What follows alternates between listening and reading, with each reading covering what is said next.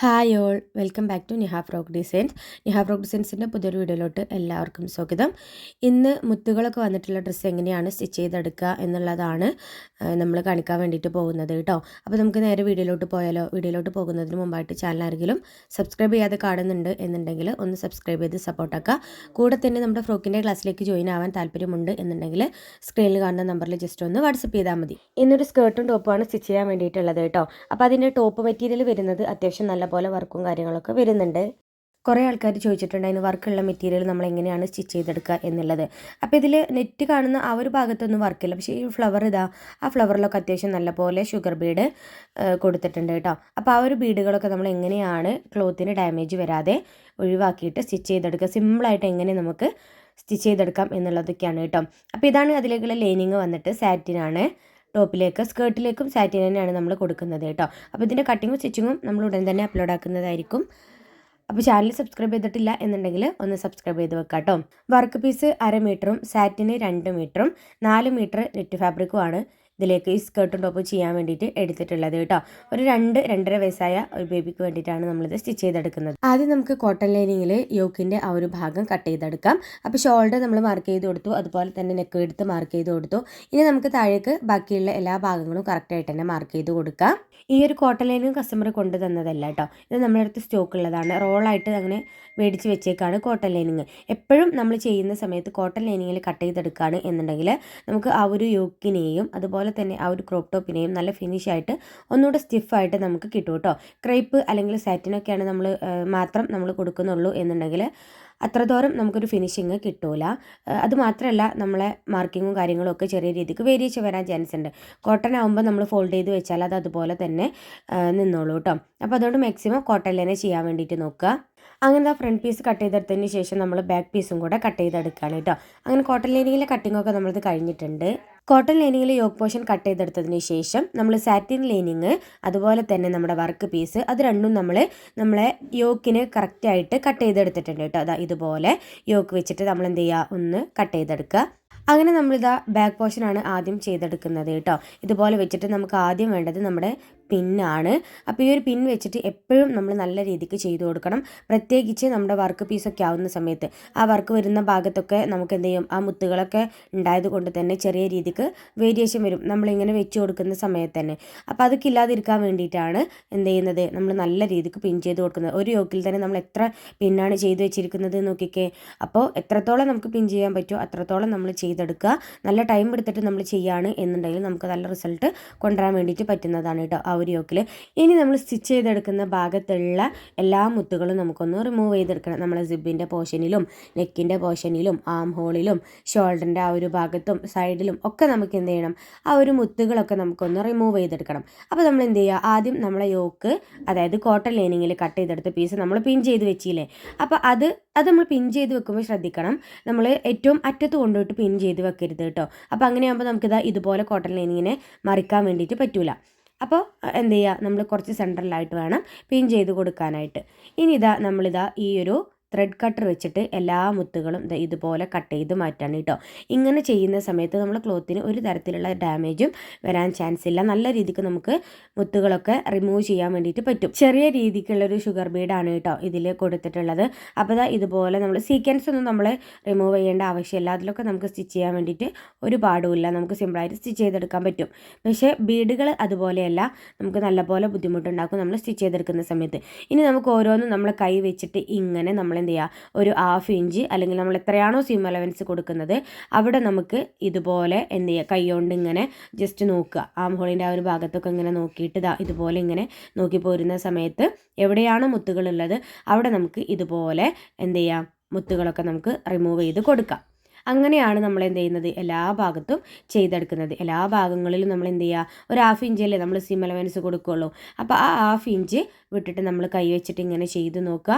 അതുപോലെ തന്നെ ആ 1/2 ഇഞ്ചിന് തൊട്ട് 2 സൈഡിലും ഈ ഭാഗത്താണെങ്കിലും ഈ ഭാഗത്താണെങ്കിലും എന്ത് ചെയ്യണം, മുത്തുകൾ ഉണ്ടെന്നുണ്ടെങ്കിൽ അതും കൂടെ നമ്മൾ റിമൂവ് ചെയ്ത് കൊടുക്കണം. കാരണം നമ്മളെ പ്രഷർ ഫോട്ടിൻ്റെ ഉള്ളിൽ കുടുങ്ങിയിട്ടുണ്ടെന്നുണ്ടെങ്കിൽ സ്റ്റിച്ചിങ് പിന്നെ മുന്നോട്ട് പോകാനായിട്ട് നല്ല പാടാണ് കേട്ടോ. അപ്പോൾ അതും കൂടെ ജസ്റ്റ് ഒന്ന് ശ്രദ്ധിച്ചെടുക്കുക.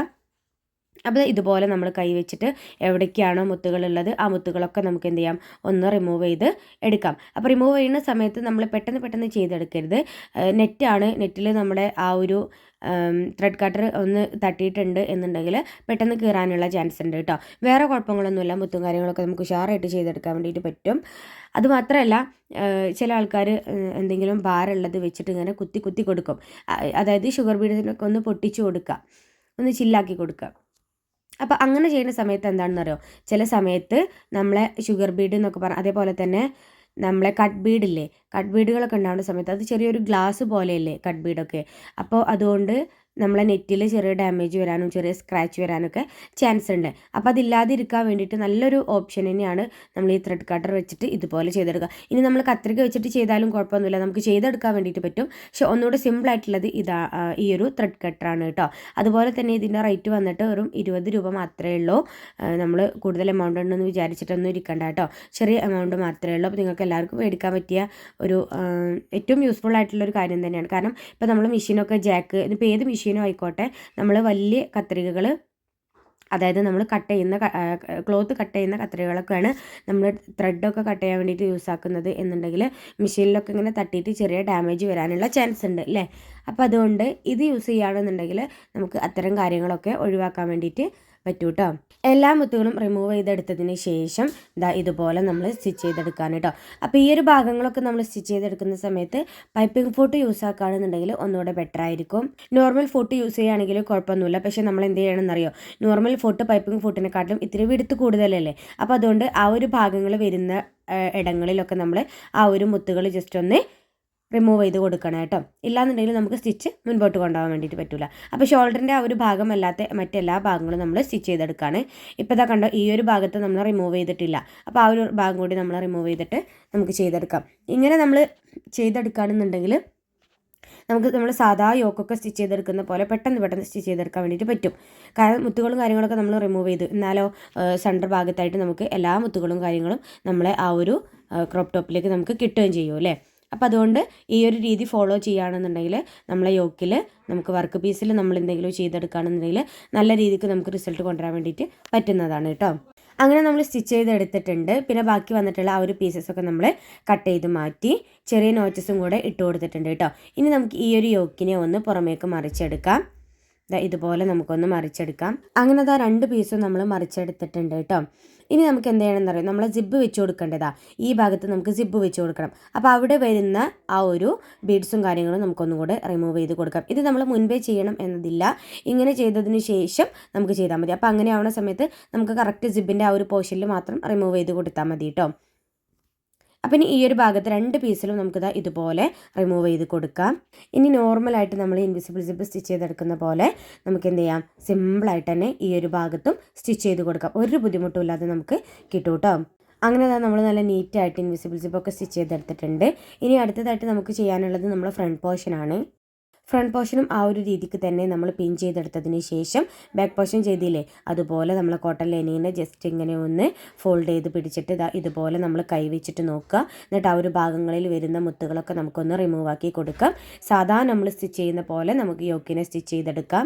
അങ്ങനെ നമ്മൾ ഫ്രണ്ട് യോക്കിലെ എല്ലാ ബീഡ്സുകളും റിമൂവ് ചെയ്തതിന് ശേഷം നമ്മളിതാ ഇതുപോലെ സാധാരണ നോർമലായിട്ട് നമ്മൾ എങ്ങനെ സ്റ്റിച്ച് ചെയ്തെടുക്കുക അതുപോലെ സ്റ്റിച്ച് ചെയ്തെടുക്കുക. സാധാരണ നമുക്ക് ഈ പേളുകൾ ഇതേപോലെ ഷുഗർ ബീഡും കട്ട് ബീഡും ഒക്കെ ഉള്ള ഡ്രസ്സുകളാണ് നമ്മൾ സ്റ്റിച്ച് ചെയ്തെടുക്കുന്നത് എന്നുണ്ടെങ്കിൽ നമുക്ക് മനസ്സിൽ ചെറിയൊരു ഭയം ഉണ്ടാവില്ലേ, മുത്തുമ്മ നമ്മൾ ടച്ച് ചെയ്യുമോ, അതുപോലെ തന്നെ നമ്മളെ പ്രഷർ ഫുട്ട് അതിൽ സ്റ്റക്കായിട്ട് നിൽക്കുമോ എന്നുള്ള ഭയങ്ങളൊക്കെ നമുക്ക് ഉണ്ടാവില്ലേ. പക്ഷേ ഈ ഒരു രീതിക്ക് നമ്മൾ ചെയ്യുകയാണ് എന്നുണ്ടെങ്കിൽ നമുക്ക് നല്ല ഫ്രീ ആയിട്ട് തന്നെ സ്റ്റിച്ച് ചെയ്തെടുക്കാൻ വേണ്ടിയിട്ട് പറ്റും കേട്ടോ. സാധാ നമ്മൾ ഒരു ക്ലോത്തിൽ എങ്ങനെയാണോ സ്റ്റിച്ച് ചെയ്തെടുക്കുന്നത് അതുപോലെ നമുക്ക് നല്ല നീറ്റോട് കൂടിയിട്ട് തന്നെ ഈ ഒരു രീതിക്ക് ചെയ്യുകയാണെന്നുണ്ടെങ്കിൽ ചെയ്തെടുക്കാൻ വേണ്ടിയിട്ട് സാധിക്കുന്നതാണ്. അപ്പം ഇനി നമുക്ക് ഈ യോക്ക് മുഴുവനായിട്ടൊന്ന് സ്റ്റിച്ച് ചെയ്തെടുക്കാം. ഷോൾഡറും കൂടെ നമ്മളൊന്ന് ജോയിൻ ചെയ്തെടുക്കാം കേട്ടോ. നമ്മൾ ഫ്രണ്ട് പീസിൻ്റെ ഉൾഭാഗത്തേക്കായിട്ട് ബാക്ക് പീസിന് വെച്ച് കൊടുത്തതിന് ശേഷം 2 ഷോൾഡറിൻ്റെ ഭാഗങ്ങളും നമ്മൾ എന്ത് ചെയ്തു, സ്റ്റിച്ച് ചെയ്തെടുത്തു കേട്ടോ. അങ്ങനെ നമ്മളെ യോക്കിൻ്റെ ഒട്ടുമിക്ക സ്റ്റിച്ചിങ്ങും കഴിഞ്ഞിട്ടുണ്ട് കേട്ടോ. ഇനി അടുത്ത പരിപാടി എന്ന് പറഞ്ഞു കഴിഞ്ഞാൽ നമുക്ക് എന്ത് ചെയ്യണം, ഒന്ന് ഷേപ്പ് ചെയ്തിട്ട് വേണം എടുക്കാൻ വേണ്ടിയിട്ട്. ഷേപ്പ് ചെയ്തെടുക്കാൻ വേണ്ടിയിട്ട് നമ്മളിതാ തയ്യൽ തുമ്പ് കാണാത്ത വിധത്തിലാണ് നമ്മൾ ഷേപ്പ് ചെയ്തെടുക്കുന്നത്. അതിന് വേണ്ടിയിട്ട് നമ്മളിതാ ഇതുപോലെ വെച്ച് കൊടുത്തിട്ടുണ്ട് കേട്ടോ. ഇനി നമുക്ക് എന്ത് ചെയ്യാം, 2 സൈഡും കൂടെ നമുക്കൊന്ന് സ്റ്റിച്ച് ചെയ്ത് കൊടുക്കണം. അപ്പോൾ ആദ്യം തന്നെ നമുക്ക് എന്ത് ചെയ്യാം, മാർക്കിങ്ങുകളൊക്കെ ഒന്ന് അടയാളപ്പെടുത്തി കൊടുക്കാം. കറക്റ്റ് നമ്മുടെ ചെസ്റ്റും വേസ്റ്റും ഒക്കെ നമുക്ക് മാർക്ക് ചെയ്ത് കൊടുക്കാം. നമ്മൾ ആദ്യം തന്നെ ചെസ്റ്റിൻ്റെ ആ ഒരു ഭാഗത്ത് സെൻറ്റർ കണ്ടുപിടിച്ചിട്ടുണ്ട്. അതിന്ന് നമ്മൾ 2 സൈഡിലേക്കായിട്ടും 5.5 ഇഞ്ച് കറക്റ്റ് ആക്കിയിട്ട് നമ്മൾ മാർക്ക് ചെയ്ത് കൊടുക്കുകയാണ് കേട്ടോ. 2 ഭാഗത്തേക്കും ആ ഒരു സെൻറ്ററിൽ നിന്നും 5.5 ഇഞ്ച് നമ്മൾ കറക്റ്റ് മാർക്ക് ചെയ്ത് കൊടുക്കുകയാണ്. മാർക്കിങ്ങുകളൊക്കെ അടയാളപ്പെടുത്തി കൊടുത്തതിന് ശേഷം ഇനി നമുക്ക് എന്ത് ചെയ്യാം, ആ ഒരു മാർക്കിങ്ങിൻ്റെ 2 സൈഡിലെയും ബീഡ്സുകൾ ഇതുപോലെ നമുക്ക് കട്ട് ചെയ്ത് മാറ്റാം. നമ്മൾ കറക്റ്റായിട്ട് മാർക്ക് ചെയ്ത് കൊടുത്തില്ലേ നമ്മളെ ചെസ്റ്റ്, അവിടുന്ന് നമ്മൾ നേരെ താഴേക്ക് വേസ്റ്റിൻ്റെ ആ ഒരു ഭാഗം കറക്റ്റായിട്ട് താഴേക്ക് മാർക്ക് ചെയ്ത് കൊടുത്തേക്കാണ് ചെയ്തിട്ടുള്ളത്. ഇനി ആ ഒരു ഭാഗത്തുള്ള ഇതുപോലെ നമുക്ക് എന്ത് ചെയ്യാം, ബീഡ്സുകളൊക്കെ ഒന്ന് കട്ട് ചെയ്ത് മാറ്റാം. നമ്മൾ ആ ഒരു കറക്റ്റ് ഷേപ്പ് ചെയ്തെടുത്ത ഭാഗത അതിൻ്റെ ഈ ഭാഗത്തേക്കും 1/2 ഇഞ്ചിൽ നമ്മൾ എന്ത് ചെയ്യുക, ബീഡ്സുകളൊക്കെ കട്ട് ചെയ്ത് കൊടുക്കുക. അതുപോലെ തന്നെ ഇപ്പുറത്തെ സൈഡിലേക്കും, അതായത് നമ്മൾ തയ്യൽ തുമ്പിൻ്റെ ആ ഒരു ഭാഗത്തേക്കും നമ്മൾ ഇതുപോലെ തന്നെ ചെയ്തെടുക്കണം. തയ്യൽ തുമ്പിൻ്റെ ഭാഗത്തേക്ക് 1/2 ഇഞ്ച് മാത്രം പോരാ, അവിടെയുള്ള മുഴുവനും നമുക്ക് എന്ത് ചെയ്യണം, ബീഡ്സുകൾ ചെയ്ത് കൊടുക്കണം. ഇല്ലാന്നുണ്ടെങ്കിൽ എന്താവുമെന്നറിയോ, നമ്മൾ തയ്യൽ തുമ്പ് കാണാത്ത വിധത്തിൽ സ്റ്റിച്ച് ചെയ്തെടുത്താലും ആ ഭാഗം ഇങ്ങനെ ചെറിയതായിട്ട് ഇങ്ങനെ പൊന്തി നിൽക്കുന്നത് കാണാം. കാരണം നമ്മളെ ബീഡ്സ് എന്ന് പറഞ്ഞാൽ അത്യാവശ്യം വിടുത്തുള്ളതല്ലേ. അപ്പോൾ അതുകൊണ്ട് തന്നെ അത് ജസ്റ്റ് ഇങ്ങനെ പൊങ്ങി നിൽക്കുന്നതായിട്ട് നമുക്ക് ഫീൽ ആക്കാൻ വേണ്ടിയിട്ട് വരും. പിന്നെ നമ്മുടെ വേസ്റ്റിൻ്റെ ആ ഒരു ഭാഗത്ത് നമുക്ക് എന്ത് വേണ്ട, ആ മുത്തുകളൊന്നും അവിടെ വേണ്ട. കാരണം അത് തയ്യൽ തുമ്പായിട്ട് പോകും. നമ്മൾ കറക്റ്റ് മെഷർമെൻറ്റ് അവിടെ മാർക്ക് ചെയ്ത് കൊടുക്കുന്നുണ്ടല്ലോ. അപ്പോൾ അതുകൊണ്ട് തന്നെ അപ്പോൾ ഏതായാലും ഇനി നമുക്ക് എന്ത് ചെയ്യാം, ഈ എല്ലാ ബീഡ്സുകളും നമുക്കൊന്ന് കട്ട് ചെയ്ത് മാറ്റാം. 2 സൈഡിലെയും നമുക്ക് ഇതുപോലെ കട്ട് ചെയ്ത് മാറ്റാം. കട്ട് ചെയ്ത് മാറ്റിയതിന് ശേഷം നമ്മളിതാ ഇങ്ങനെ ഒന്ന് ഷേപ്പ് ചെയ്ത് എടുത്തിട്ടുണ്ട് കേട്ടോ. തയ്യൽ തുമ്പ് കാണാത്ത വിധത്തിലാണ് ഇപ്പോൾ നമ്മൾ സ്റ്റിച്ച് ചെയ്ത് കൊടുക്കുന്നത്. ബാക്കി വന്നിട്ടുള്ള ആ ഒരു പീസസ് ഒക്കെ ഇതുപോലെ കട്ട് ചെയ്ത് മാറ്റിയതിന് ശേഷം ഇതിനെ നമ്മളിതാ ഇങ്ങനെ പുറമേക്ക് മറിച്ചിടാണ് ചെയ്യുന്നത് കേട്ടോ. ഇനി നമുക്ക് എന്ത് ചെയ്യണം, നമ്മൾ കറക്റ്റ് മെഷർമെൻറ്റ് എത്രയാണെന്നുള്ളത് ആദ്യം തന്നെ മാർക്ക് ചെയ്ത് കൊടുത്തില്ലേ, ആ ഒരു ഭാഗത്ത് വെച്ചിട്ട് നമുക്ക് കറക്റ്റായിട്ട് തന്നെ ഒന്ന് സ്റ്റിച്ച് ചെയ്ത് പോരണം കേട്ടോ. അപ്പോൾ നമ്മൾ ആദ്യം തന്നെ നമ്മൾ മാർക്ക് ചെയ്ത് കൊടുത്തില്ലേ ചെസ്റ്റൊക്കെ, ആ ഒരു സമയത്ത് തന്നെ നമ്മൾ ബീഡ്സുകളൊക്കെ റിമൂവ് ചെയ്തത് കൊണ്ട് തന്നെ നമുക്ക് ഈ ഒരു ഷേപ്പിൻ്റെ ഭാഗം സ്റ്റിച്ച് ചെയ്തെടുക്കാൻ വേണ്ടിയിട്ട് നല്ല സിമ്പിളാണ് കേട്ടോ. നല്ല ഉഷാറായിട്ട് നമുക്ക് പെട്ടെന്ന് തന്നെ ഈ ഒരു ഭാഗങ്ങളൊക്കെ സ്റ്റിച്ച് ചെയ്തെടുക്കാൻ വേണ്ടിയിട്ട് പറ്റുന്നതാണ്. സാധാരണ നമ്മൾ നോർമൽ ഡ്രസ്സ് എങ്ങനെയാണോ സ്റ്റിച്ച് ചെയ്തെടുക്കുക, ഷേപ്പ് ചെയ്തെടുക്കുക, അതുപോലെ തന്നെ നമുക്ക് നല്ല നീറ്റോട് കൂടി തന്നെ ഈ ഒരു ബീഡ്സുകളൊക്കെ ഉള്ള ക്രോപ്പ് ടോപ്പുകളും ഫ്രോക്കുകളും ഒക്കെ ആണെങ്കിലും നമുക്ക് നല്ല ഫിനിഷിങ്ങോട് കൂടിയിട്ട് തന്നെ സ്റ്റിച്ച് ചെയ്തെടുക്കാൻ വേണ്ടിയിട്ട് സാധിക്കുന്നതാണ്. പിന്നെ നമ്മൾ സ്റ്റിച്ച് ചെയ്ത് എടുക്കുന്നതിന് മുമ്പായിട്ട് നമ്മൾ ജസ്റ്റ് വിരൽ വെച്ചിട്ടൊന്ന് ഓടിച്ച് നോക്കാട്ടോ, എവിടെയെങ്കിലും നമുക്ക് ആ ഒരു ബീഡ് തടയുന്നുണ്ടോ എന്നുള്ളത്. അപ്പോൾ ഞാനങ്ങനെ നോക്കിയ സമയത്ത് ഇതുപോലെ ചെറിയ ബീഡ് എനിക്ക് തടയുന്നുണ്ടായിരുന്നു. അപ്പോൾ ആ ഒരു ഭാഗത്തും കൂടെ നമ്മൾ എന്ത് ചെയ്യാണ്, ഇതുപോലെ കട്ട് ചെയ്ത് കൊടുത്തതിന് ശേഷം നമ്മൾ ആ ഒരു ഭാഗം കൂടെ ഒന്ന് ഷേപ്പ് ചെയ്തെടുക്കുകയാണ് ചെയ്യുന്നത്. അതുപോലെ തന്നെ നമ്മൾ ഓരോ ബീഡ്സുകളും റിമൂവ് ചെയ്യുന്ന സമയത്ത് നമ്മൾ ഡ്രസ്സിൻ്റെ ഭാഗങ്ങളിൽ കുടുങ്ങാതെ നമ്മൾ ശ്രദ്ധിക്കണം കേട്ടോ.